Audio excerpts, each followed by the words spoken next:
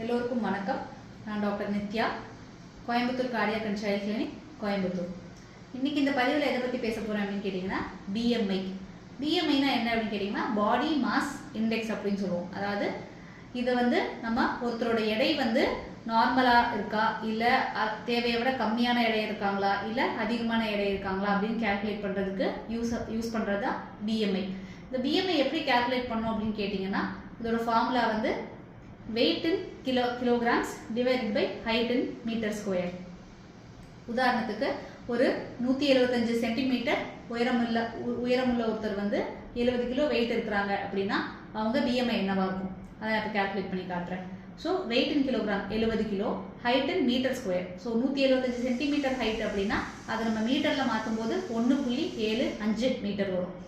அப்போ 70 divided by 1.75 வர்ற விடைய மறுபடியும் இன்னொரு தடவை 1.75 இதில் வகுத்தோம்னா இதில் வர்ற விடை என்னவோ அதுதான் அவங்களோட பிஎம்ஐ. இப்போ இந்த பிஎம்ஐ நார்மலா இல்லையா அப்படின்னு கேட்டிங்கன்னா நம்ம பிஎம்ஐ கேல்குலேட் பண்ணுற ஃபார்முலா குழந்தைங்களுக்கும் பெரியவங்களுக்கும் ஒன்று தான். ஆனால் அதோட நார்மல் ரேஞ்சு அது அந்த வேல்யூஸ் நமக்கு டிஃபர் ஆகும் குழந்தைங்களுக்கும் பெரியவங்களுக்கும். இப்போ நான் சொல்ல போகிற ரேஞ்ச் பெரியவங்களுக்கானது, 20 வயசுக்கு மேலே இருக்கவங்களுக்கு.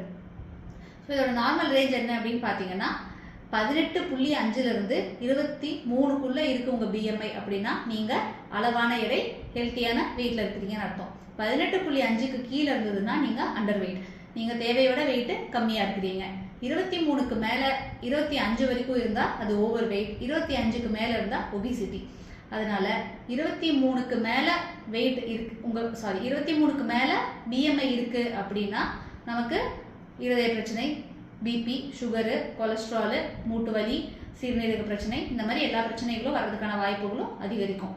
அதனால உங்கள் பிஎம்ஐ கேல்குலேட் பண்ணி பாருங்கள். நீங்கள் நார்மல் வெயிட்டில் இருக்கீங்களான்னு பாருங்கள். இல்லைன்னா அதுக்கடுத்து என்ன பண்ணணும் அப்படிங்கிறத இன்னொரு வீடியோவில் பார்க்கலாம். நன்றி.